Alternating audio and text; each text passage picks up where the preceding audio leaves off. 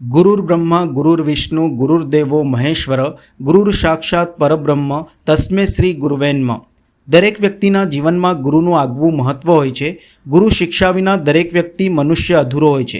ત્યારે સનાતન ધર્મમાં ગુરુને ઉત્તમ સ્થાન અપાયું છે અને ગુરુ શિષ્યની અનેક પ્રાચીન વાતો પણ હોય છે।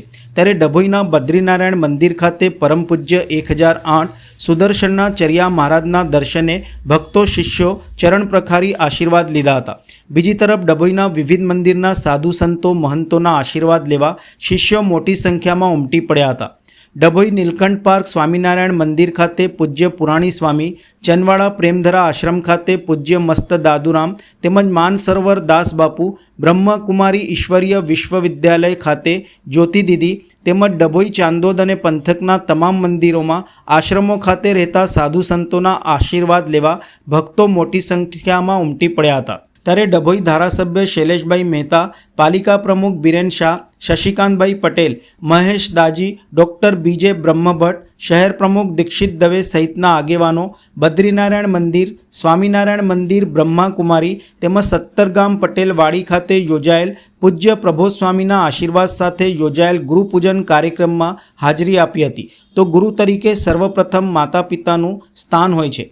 ડભોઈ વન વિભાગ આરએફઓ કલ્યાણી ચૌધરી તેમજ ધારાસભ્ય શૈલેષભાઈ મહેતાની ઉપસ્થિતિમાં પંચમુખી હનુમાન મંદિર ખાતેથી 2000 વૃક્ષો એક વૃક્ષ માના નામના સંકલ્પ સાથે વૃક્ષારોપણ કરાયું હતું। ભાજપ અગ્રણીઓ પણ આ વિશેષ પ્રસંગે ઉપસ્થિત રહ્યા હતા અને ડભોઈ પંથકમાં ભારે ઉત્સાહપૂર્વક ગુરુ પૂર્ણિમાની ઉજવણી કરવામાં આવી હતી। આજે ગુરુ પૂર્ણિમાનો દિવસ છે। આજે ગુરુનું મહાત્મ્ય હોય છે।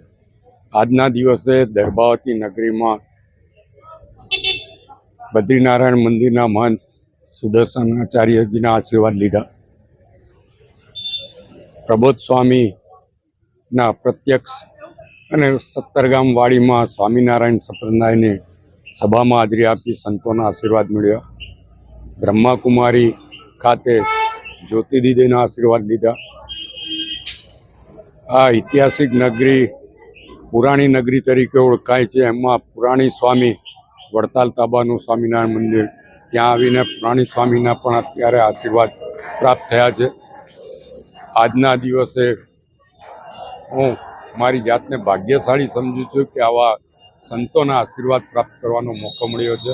મારી સાથે નગરપાલિકાના પ્રમુખ, નગરના ભાજપાના પ્રમુખ, જિલ્લાના મહામંત્રી, પ્રદેશ કારોબારી સભ્ય સહિત ભારતીય જનતા પક્ષના આગેવાનો પણ હાજર રહ્યા છે અને આજના દિવસે ભારતીય જનતા પક્ષ ડભોઈ નગર દ્વારા 2000 જેટલા વૃક્ષ રોપણનો કાર્યક્રમ પણ રાખવામાં આવ્યો છે અને પંચમુખી મહાદેવ ખાતે વૃક્ષારોપણની શરૂઆત કરી છે અને આ તમામ ધાર્મિક સ્થળો પર ગુરુઓના હાથે પ્રસાદી રૂપે તમામ ભક્તોને 2000 જેટલા છોડનું વિતરણ કરીને વૃક્ષારોપણનું મહત્વ પણ સમજાવવામાં આવ્યું છે।